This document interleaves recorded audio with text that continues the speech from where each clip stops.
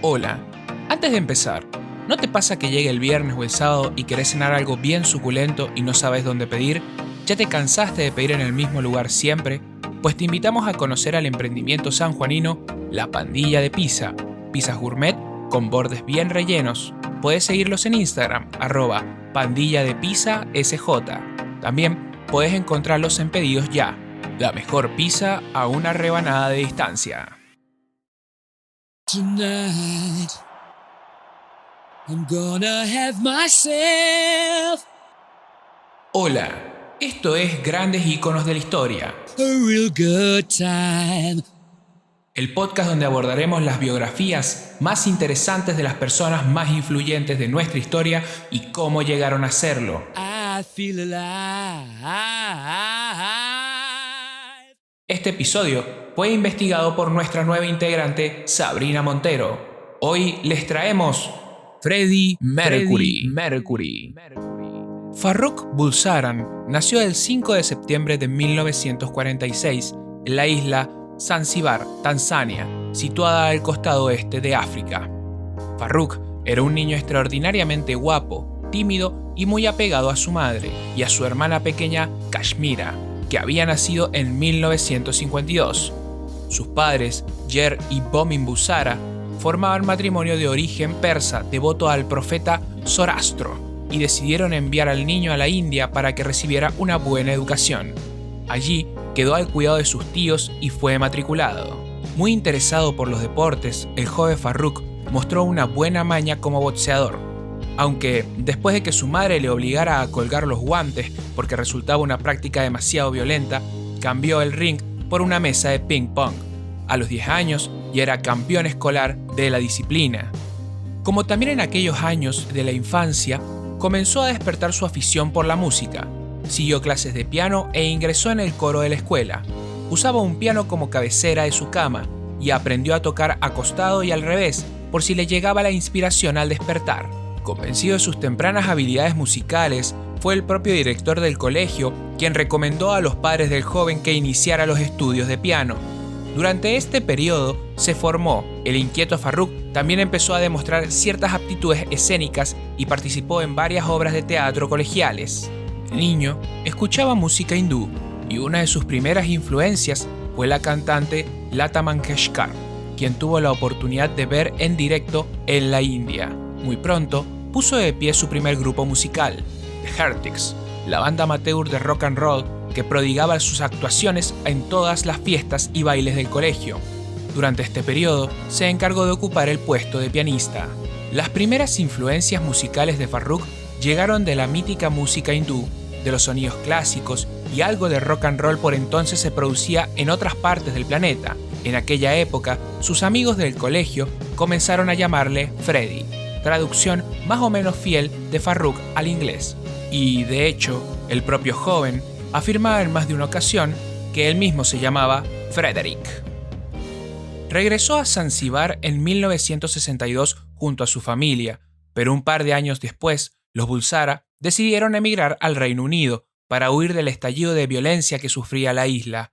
Curiosamente, Freddie jamás volvería a su tierra natal, ni tampoco a la India. Una nueva etapa de su vida comenzaba entonces en una casa de Feltham, cerca de Londres. Ingresó en el Isleworth Polytechnic y durante las vacaciones se empleaba en trabajos eventuales para ganar algo de dinero extra. Hacia 1966, Freddie era un alumno en el Ealing Art School y estudiaba para convertirse en diseñador gráfico, aunque su interés por la música no había desaparecido. Abandonó su casa y alquiló un piso en Kensington junto con su compañero llamado Chris Smith. Por entonces, también comenzó una muy buena amistad con Tim Staffel y otro amigo de la Ealing Art School que formaba parte del grupo llamado Smile, en el que tocaba Brian May, guitarrista de Queen, y Roger Taylor, baterista de Queen. Freddie se convirtió en seguidor y fan número 1 de la banda. En 1969 dejó la escuela con su diploma en artes gráficas y diseño en el bolsillo y comenzó a compartir piso con Roger, con quien acudía a un puesto de mercadillo en Kensington para vender ropa y pinturas. Después de mudarse a Inglaterra, Freddie se hizo fanático de Pink Floyd Aretha Franklin, The Who, Bob Dylan, Elvis Presley, Led Zeppelin, The Rolling Stones, Jimi Hendrix, The Beatles. Otro de los artistas favoritos de Freddie era la cantante Liza Minnelli. Una vez explicó: una de mis primeras inspiraciones surgió de Cabaret. Adoro a Liza Minnelli, la forma en la que canta, la pura energía. En el verano de ese mismo año, Freddie empezó a cantar en un grupo de Liverpool llamado Ibex, que se había trasladado a Londres buscando fama y éxito, pero que tuvo una efímera y complicada existencia. El 23 de agosto de 1969, Freddie debutó en público junto al trío. Un mes más tarde, el grupo cambió de batería y de nombre. Después de esta experiencia fallida, Freddie lo intentó en otra banda llamada Sour Milk Sea, con la que contactó gracias a un anuncio en Melody Maker, en el que buscaban a un vocalista. A fines de 1969, Freddie era el vocalista del grupo, pero esta prometedora aventura tan solo duró unos meses porque en abril de 1970, Smile volvió a cruzarse en su trayectoria. Su viejo amigo, Tim Staffel, había decidido abandonar la formación y Roger y Brian le pidieron que fuera el vocalista del grupo. Freddie insistió en renombrar la banda, y la propuesta fue bautizarla como Queen, el cual significa reina. Al mismo tiempo, cambió su apellido artístico y se convirtió en ese momento en Freddie Mercury, o Mercurio. Tiene muchas interpretaciones, desde el elemento químico hasta el mensajero de los dioses, pasando por simbolismos del zoroastrismo. Tras las innovaciones, el trío probó con varios bajistas, hasta que en 1971 se incorporó a la formación un personaje tranquilo y sosegado, John Deacon, quien se convirtió en el bajista oficial de la banda. El logotipo, otra de las improntas de la identidad de Queen, fue también creación del vocalista, que dejó patente sus dotes como imaginativo diseñador. La imagen presentaba los 4 signos del zodíaco de los miembros de la banda: 2 leones por Roger y John, los 2 de Leo, el cangrejo por el signo de Cáncer de Brian May y las ninfas que identificaban el signo Virgo de Freddie. Alrededor de una gigantesca Q, y sobre todo ello, el ave fénix, que saludaba el nacimiento del grupo de las cenizas de otras formaciones. También, desde el primer momento, fue Freddie el impulsor de la imagen visual de la formación, con su personalísima puesta en escena y su inconfundible vestuario. Antes de continuar, te queremos contar que si sos de Rivadavia y siempre tenés que lidiar con el engorroso problema de llevar tu bicicleta a algún taller lejano cada vez que algo malo ocurre, te traemos la solución: Panda Bike and Taller, bicicletas usadas en perfectas condiciones y también taller. Está ubicado en el barrio CGT, Manzana B, Casa 6, por la calle Periodistas Argentinos. Podrás encontrarlos en Instagram como @panda.bike.an.taller. Ahora sí, continuemos con el episodio. Un hecho importante en la vida de Freddie Mercury tuvo lugar en 1970. Fue entonces cuando conoció a Mary Austin. Muchos de sus allegados dijeron que ella fue la mujer de su vida, con quien convivió durante 7 años, y después de su rompimiento conservaron una muy buena amistad hasta el momento de la muerte de Freddie. Mercury llegó a dedicarle canciones como Love of My Life. Freddie fue rechazado por ella durante 6 meses. Mary Austin creía que el músico se interesaba por una de sus amigas y no por ella, así que no le dio oportunidad. Pero la insistencia valió la pena. Casi un año después de cortejo, la pareja se mudó a un departamento amueblado en Kensington High Street, donde pagaban 10 libras por semana. Crecimos juntos, hicieron falta 3 años para que yo me enamorara de verdad. Nunca he sentido lo mismo, ni antes ni después con nadie. Amaba mucho a Freddie, muy profundamente, diría Mary Austin. Una de las causas principales de su rompimiento, además de lo complicado que se volvió tener una pareja que casi nunca podía estar en casa por sus giras, fue porque Freddie le llegó a confesar en una ocasión a Mary que él sentía que era bisexual. El testamento de Mercury fue claro: dejó gran parte de sus bienes y los derechos de sus canciones a Mary. Con la gira llamada The Game Tour Queen, hizo historia en América del Sur, pero quizás la presentación más recordada y polémica es la que dieron en Argentina en plena dictadura militar. Llovieron las críticas cuando se conoció una foto de los músicos junto al general Eduardo Viola. estaban negociando los términos de su presentación, la cual se dio por el gusto musical del hijo del general, quien presidía el poder ejecutivo en esa fecha, 1981. Cuando llegamos a Buenos Aires, mientras bajábamos los equipos podíamos ver los casquillos de bala, contó el cantante. Casi una década después, cuando ya habían vivido los éxitos con Queen, Mercury hizo realidad otro de sus sueños. Siempre había sido un apasionado de la danza y el 7 de octubre de 1979 actuó con el Royal Ballet para interpretar y bailar Bohemian Rhapsody y Crazy Little Thing Called Love. La vida de excesos derivada de la fama y el éxito fue una leyenda que acompañó inevitablemente a Freddie Mercury. Sus fiestas fueron siempre soñadas, pero también se reconoció al músico por ser un gran amigo de sus amigos. Hacia finales de los 70, frente al rompimiento de su relación sentimental con Mary Austin, comenzaron a surgir rumores sobre su cambio de orientación sexual. Los comentarios se apoyaron en el cambio radical de imagen que mostró el músico hacia 1980.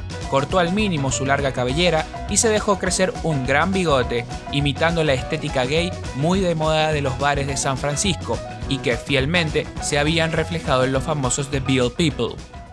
La canción I Want to Break Free es clave para el orgullo gay, pues Mercury plantea su aspiración de libertad.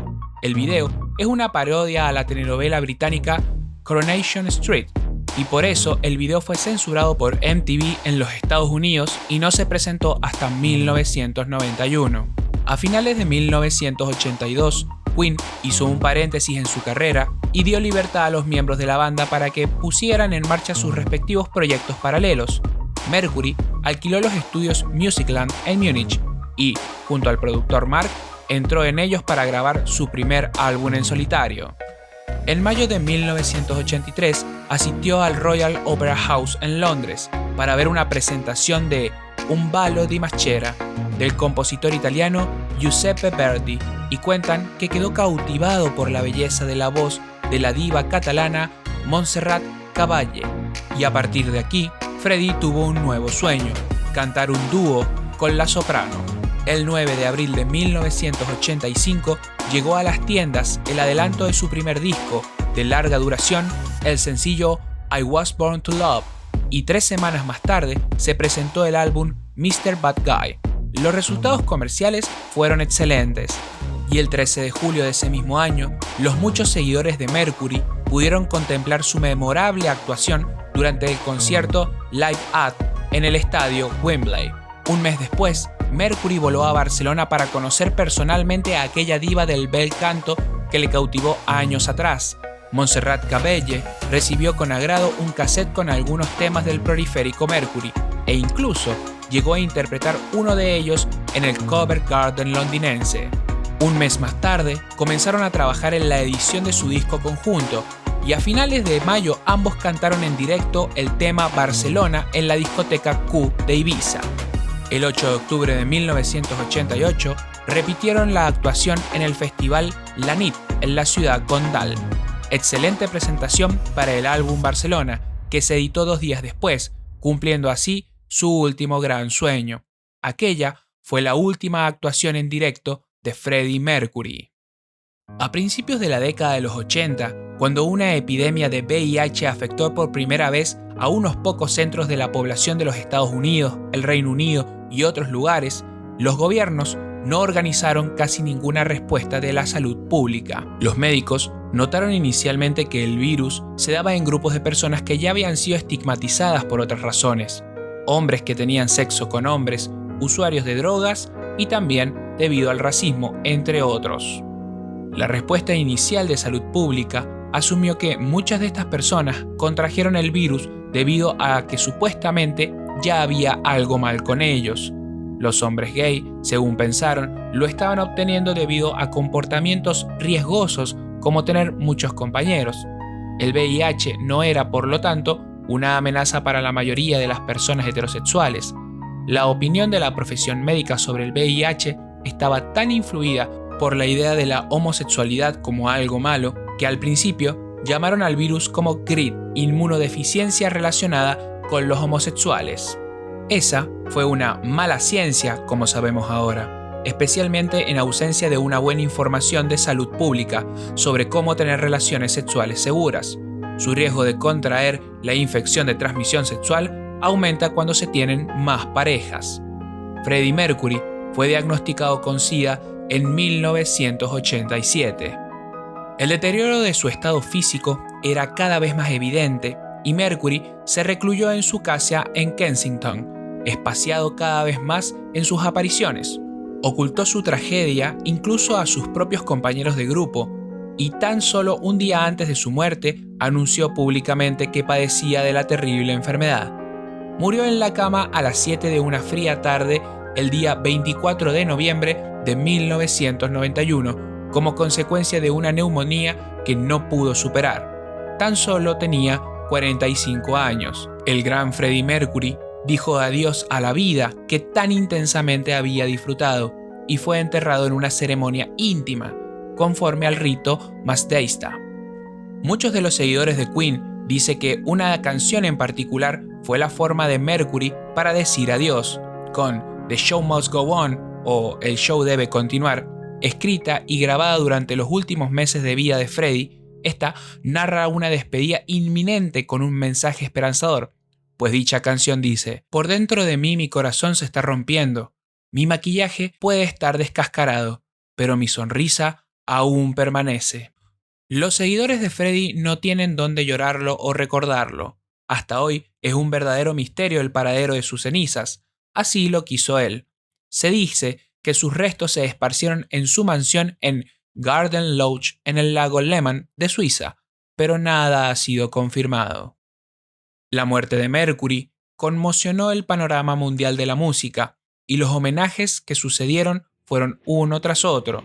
El 20 de abril de 1992 se celebró uno de los más emotivos en el Wembley Arena en Londres. Estrellas del firmamento pop y rock como Elton John, Guns N' Roses, Seal, Metallica, David Bowie, Robert Plant, Roger Daltrey, George Michael y Liza Minnelli se reunieron para rendir un cálido tributo al cantante fallecido. En 2005, en una encuesta organizada por Blender y MTV2, fue nombrado el mejor cantante masculino de todos los tiempos. En 2006, la revista Time Asia lo nombró como uno de los héroes asiáticos más influyentes de los últimos 60 años. Y en el año 2009, Classic Rock lo condecoró como el mejor cantante de rock de la historia. Por su parte, AllMusic definió a Mercury como uno de los líderes más carismáticos y dinámicos de la historia del rock. Como parte de una campaña sobre el SIDA, fue lanzada Let Me In Your Heart Again, Déjame entrar en tu corazón otra vez, un tema grabado en uno de los mejores momentos de la banda, pero que permaneció inédita hasta el 2014, cuando los fans de Queen pudieron escuchar de nuevo la voz de su ídolo. Aunque póstumo a su muerte, la comunidad LGTB lo convirtió en uno de sus íconos más reconocidos del movimiento. Freddie Mercury, un hombre que, con su voz imponente, su perspectiva artística y su carismática y cálida personalidad, marcó el corazón de millones generación tras generación, demostrando que, para lograr alcanzar aquella vida que más deseas, solo necesitas creer en ti mismo, amar con intensidad y arriesgarte todos los días sin importar que quizás la caída duela, pero que al final la reina gloria solo es para los valientes. Soy Juan Manuel Pérez, gracias por escuchar y les deseo que no dejen de soñar y mucho, mucho Queen. All we hear is rain.